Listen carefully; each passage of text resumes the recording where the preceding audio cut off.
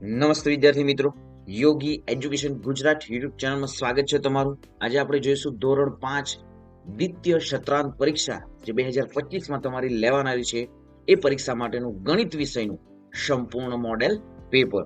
40 ગુણનું તમારું પેપર રહેશે. સમય 2 કલાક આપવામાં આવશે. પ્રકરણો છે 8 થી 14 પ્રકરણો. 8મું પ્રકરણ છે નકશા આલેખન, 9મું પ્રકરણ છે ખોખા અને રેખાચિત્ર, 10મું પ્રકરણ છે 10મો અને 100મો ભાગ, 11મું પ્રકરણ છે ક્ષેત્રફળ અને પરિમિતિ, 12મું પ્રકરણ છે સ્માર્ટ ચાર્ટ્સ, 13મું પ્રકરણ છે ગુણાકાર અને ભાગાકારની રીતો અને 14મું પ્રકરણ છે કેટલું મોટું અને કેટલું ભારે. તો આ જે 8 થી 14 પ્રકરણો છે એમાંથી જ વિદ્યાર્થી મિત્રો વાર્ષિક પરીક્ષામાં પૂછવામાં આવશે. તો જોઈએ હવે આપણે સંપૂર્ણ મોડેલ પેપર ગણિત વિષયનું. વિદ્યાર્થી મિત્રો, ચેનલ સબસ્ક્રાઇબ નથી કરી, સૌપ્રથમ ચેનલ સબસ્ક્રાઇબ કરી દો, વિડીયોને લાઈક પણ કરી દો. જોઈએ પ્રશ્ન 1.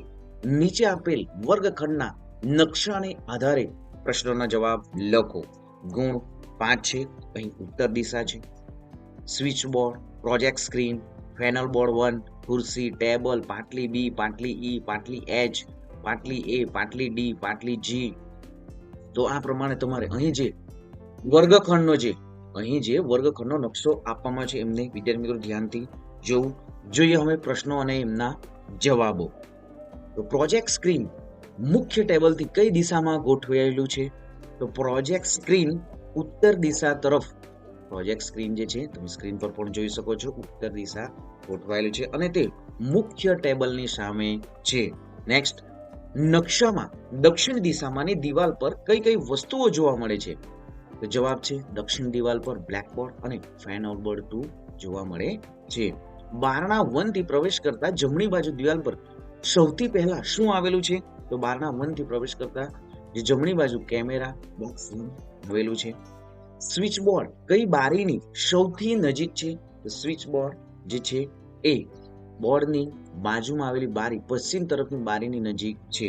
નેક્સ્ટ, લેપટોપ થી બ્લેકબોર્ડ કઈ દિશામાં છે? તો લેપટોપ વર્ગખંડના મધ્ય ભાગમાં છે અને બ્લેકબોર્ડ દક્ષિણ દિવાલ પર છે. તેથી લેપટોપ થી બ્લેકબોર્ડ દક્ષિણ દિશામાં છે. જોઈએ આગળ પ્રશ્ન 2. વિભાગ અ માં આપેલ ખોખા સાથે વિભાગ બ માં આપેલ બંધ બેસતી નેટનો ક્રમ લખો. 4 ગુણનું છે બાળકો. અહીં વિભાગ અ તો સાચો ઉત્તર થશે 3, 2 તો સાચો ઉત્તર થશે અહીં 1, 3 તો સાચો ઉત્તર થશે અહીં જે 4 જે છે લંબચોરસ. નેક્સ્ટ 4 પેન્સિલ, તો અહીં સાચો ઉત્તર થશે 2. નેક્સ્ટ જોઈએ પ્રશ્ન 3. નીચે આપેલ સાદા અપૂર્ણાંકનું દશાંશ અપૂર્ણાંકમાં અને દશાંશ અપૂર્ણાંકનું સાદા અપૂર્ણાંકમાં રૂપાંતર કરો. 5 ગુણનો પ્રશ્ન રહેશે. તો અહીં જે 89/100, તો 89/100 તો જવાબ આપણો શું છે? અહીં જે જવાબ 0.89. 70/10 તો જવાબ છે 1.7. નેક્સ્ટ, 4/5 તો જવાબ છે 0. જે અહીં 4/5 તો જવાબ થશે 0.8. નેક્સ્ટ, 0.2 તો અહીં સૌપ્રથમ તો આપણે 4/5 જે છે તો સૌપ્રથમ શું કરીશું? 4/5 જે કેવી રીતે આવે, 4/5 નો જવાબ 0.8 કેવી રીતે આવે છે એ જોઈશું. તો અહીં 5 છે ભાગ્યા 4 કરીશું. અહીં 4 જે છે મોટી સંખ્યા, 4 જે છે નાની સંખ્યા છે, જ્યારે 5 મોટા છે. તો સૌપ્રથમ 0 મૂકીશું, પોઈન્ટ અહીં 0 મૂકીશું અને 8 5 8 જે 40 થશે. આમ 0.8 આન્સર આવે છે. જોઈએ આગળ 0.2 તો જવાબ છે 2/10. અહીં દશાંશ અપૂર્ણાંકને આપણે જે અપૂર્ણાંકમાં ફેરવીશું. તો નેક્સ્ટ જોઈએ તો 4.01 401/100. વિદ્યાર્થી મિત્રો ખાસ યાદ રાખવું, પોઈન્ટ પછી એક સંખ્યા હોય તો છેદમાં 10 મૂકવું, પોઈન્ટ પછી જો બે સંખ્યા હોય તો છેદમાં જે છે 100 મૂકવું. અને ખાસ વિદ્યાર્થી મિત્રો, સરવાળા બાદબાકી જ્યારે પણ કરીએ ત્યારે પોઈન્ટની નીચે પોઈન્ટ મૂકવું ખાસ યાદ રાખવું. કોઈ પણ સંખ્યા હોય પણ પોઈન્ટની નીચે પોઈન્ટ જ રાખવું, જે ડાબી જમણી બાજુ સંખ્યાઓ પછી મૂકી દેવી. જોઈએ આગળ પ્રશ્ન 4. યોગ્ય જોડકા જોડો. 5 મીટર 5 સેન્ટીમીટર તો સાચો ઉત્તર છે અહીં સાચો ઉત્તર છે આપણો જે ફર્સ્ટમાં જે સી જે છે એ સાચો ઉત્તર છે 5.5 મીટર. 5 મીટર 50 સેન્ટીમીટર, તો સાચો ઉત્તર છે 5.50 મીટર.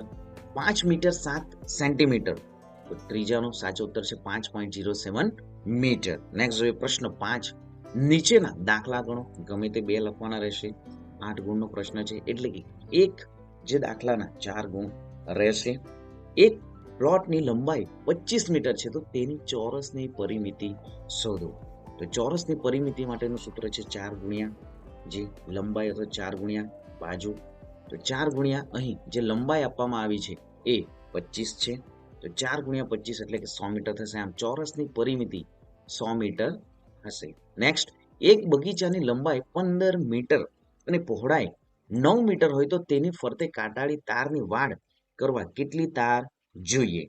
તો અહીં બગીચાની ફરતે કાંટાળી તારની વાડ કરવા માટે પહેલા બગીચાની પરિમિતિ એટલે કે પરિઘ શોધવું પડશે.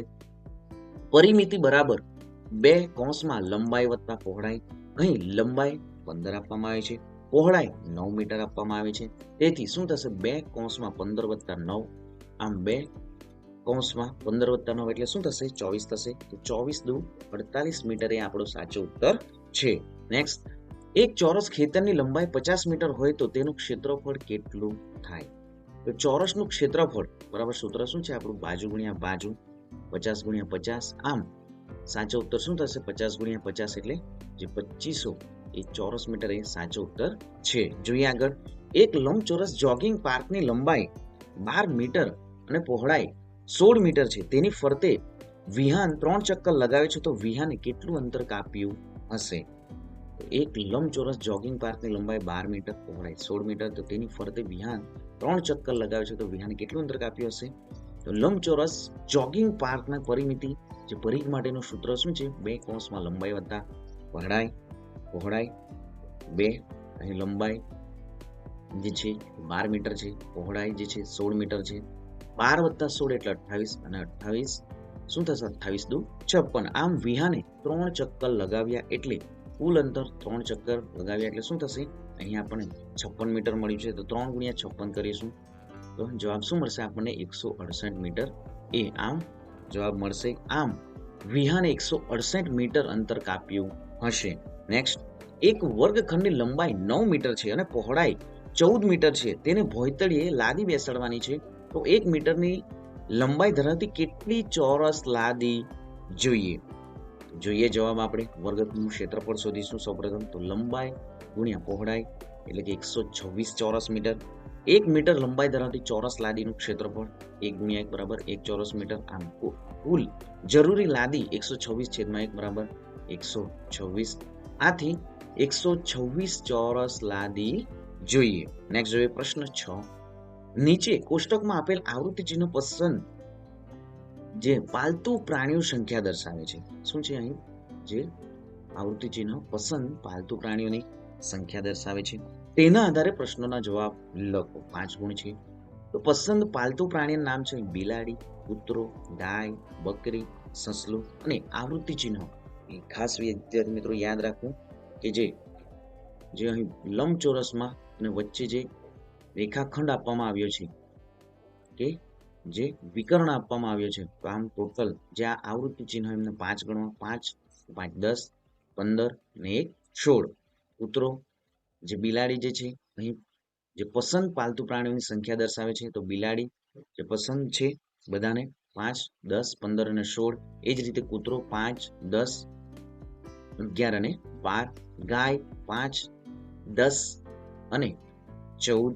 બકરી 5 અને 7. સસલું 5 વત્તા 5 વત્તા 5 વત્તા 5 અને 1 એટલે 5 ચોક 20 ને 1 21. આમ જોઈએ આપણે હવે પ્રશ્નોના જવાબો. કુલ પસંદ પાલતુ પ્રાણીઓ કેટલા છે? જવાબ શું થશે? 75 પ્રાણીઓએ કુલ પસંદ પાલતુ પ્રાણીઓ છે. સૌથી વધુ પસંદ પાલતુ પ્રાણી કયું છે? કેટલા? તો સૌથી વધુ પસંદ પાલતુ પ્રાણી શું છે? સસલું છે અને 25 જે છે એ સાચો ઉત્તર છે. નેક્સ્ટ, સૌથી ઓછું પસંદ પાલતુ પ્રાણી કયું છે અને કેટલા? તો સૌથી ઓછું પસંદ પાલતુ પ્રાણી બકરી, 5 સંખ્યા છે. સસલું કરતા બિલાડીની સંખ્યા કેટલી ઓછી છે? તો સસલુંની સંખ્યા 25, બિલાડીની સંખ્યા 15. આમ તફાવત શું છે? 25 ઓછા 15 બરાબર 10. આથી બિલાડીઓની સંખ્યા સસલું કરતા 10 ઓછી છે. વિદ્યાર્થી મિત્રો, ખાસ ચેનલને સબસ્ક્રાઇબ નથી કરી, સૌપ્રથમ ચેનલ સબસ્ક્રાઇબ કરી દો, વિડીયોને લાઇક પણ કરી દો. વિદ્યાર્થી મિત્રો, વિડીયોને લાઇક કરવાનું ભૂલતા નહીં. તમારા જે લાઇક હશે બાળકો, એ જ અમારું મોટિવેશન રહેશે. તો ખાસ વિદ્યાર્થી મિત્રો, વિડીયોને લાઇક કરી દો, ચેનલને સબસ્ક્રાઇબ કરી દો અને આપણી યુટ્યુબ ચેનલ પર ધોરણ 3 થી ધોરણ 10 સુધીના જે વિદ્યાર્થી મિત્રો આવનારી જે વાર્ષિક પરીક્ષા છે એ વાર્ષિક પરીક્ષાના પણ વિડીયો મૂકવામાં આવે છે.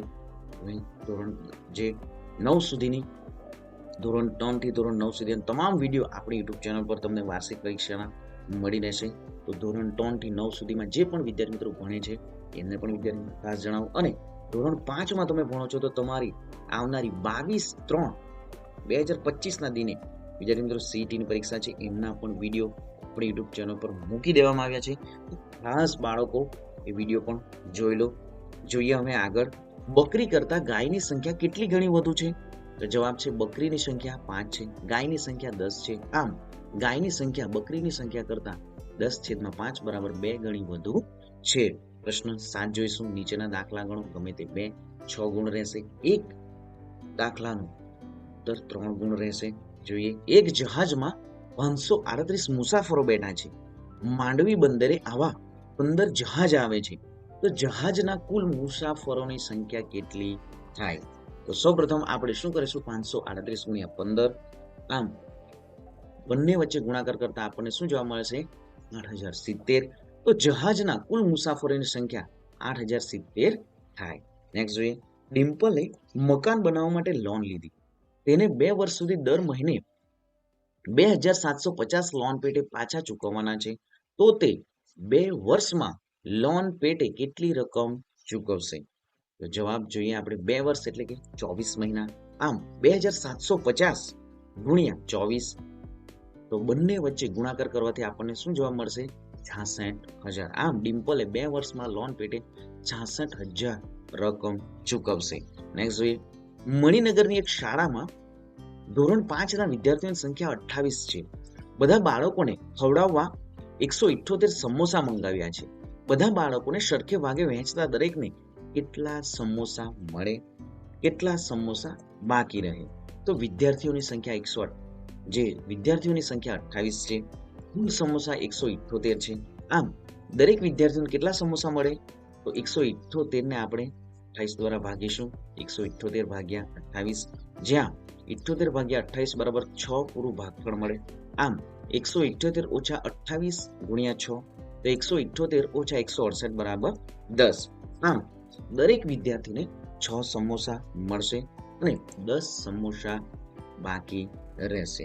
વિદ્યાર્થી મિત્રો, આ સંપૂર્ણ જે મોડેલ પેપર છે 2 થી 3 વખત સાંભળવું પણ, અને વિદ્યાર્થી મિત્રો તમારી નોટબુકમાં પણ દાખલાઓ ગણી લેવું. જોઈએ હવે પ્રશ્ન 8 અને અંતિમ પ્રશ્ન. નીચે આપેલ વિધાનના આધારે પ્રશ્નનો જવાબ લખો. 4 ગુણ રહેશે.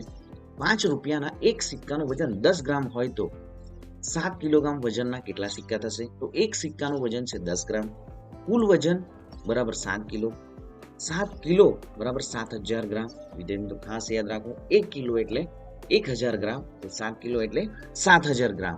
તો 7000 ભાગ્યા 10 કરીશું તો 700 મળશે. આમ 7 કિલો વજનમાં 700 સિક્કા થશે. નેક્સ્ટ જોઈએ, 400 સિક્કાનું કુલ વજન કેટલું થશે? તો એક સિક્કાનું વજન બરાબર 10 ગ્રામ, કુલ સિક્કા બરાબર 400 ગ્રામ. આમ કુલ વજન બરાબર 400 ગુણ્યા 10, તો 4000 ગ્રામ. માટે 400 સિક્કાનું કુલ વજન શું થશે? 4000 ગ્રામ અથવા 4 કિલોગ્રામ થશે. નેક્સ્ટ, એક લખોટીનું વજન 9 ગ્રામ, એક બોલપેનનું વજન 6 ગ્રામ હોય તો? જોઈએ પ્રશ્નો. 50 બોલપેનનું વજન કેટલું થાય? તો એક બોલપેનનું વજન 6 ગ્રામ છે. 50 બોલપેનનું વજન 50 ગુણ્યા 6 એટલે કે 300 ગ્રામ. તો 50 બોલપેનનું કુલ વજન 300 ગ્રામ થશે. નેક્સ્ટ, 200 લખોટીનું વજન કેટલું થાય? તો એક લખોટીનું વજન બરાબર 9 ગ્રામ. 200 લખોટીનું વજન બરાબર 200 ગુણ્યા 9 બરાબર 1800 ગ્રામ. આમ 1800 ગ્રામ બરાબર શું થશે? 1.8 ગ્રામ. વિદ્યાર્થી મિત્રો, ચેનલની અંતે વિદ્યાર્થી મિત્રો આ સંપૂર્ણ વિડીયો જોવા માટે થેન્ક યુ. અને આવા જ જે વિદ્યાર્થી મિત્રો વિષય અંગ્રેજી, હિન્દી અને ગણિત, તો વિદ્યાર્થી મિત્રો તમે જોઈ જ રહ્યા છો, એમને પણ 2 થી 3 વખત તમારી નોટબુકમાં વિદ્યાર્થી મિત્રો આ સંપૂર્ણ પેપરને સાંભળીને દાખલાઓ જાતે લખી દો. ગુજરાતી વિષયના પણ વિડીયો વિદ્યાર્થી મિત્રો આપણી યુટ્યુબ ચેનલ પર મૂકવામાં આવ્યા છે.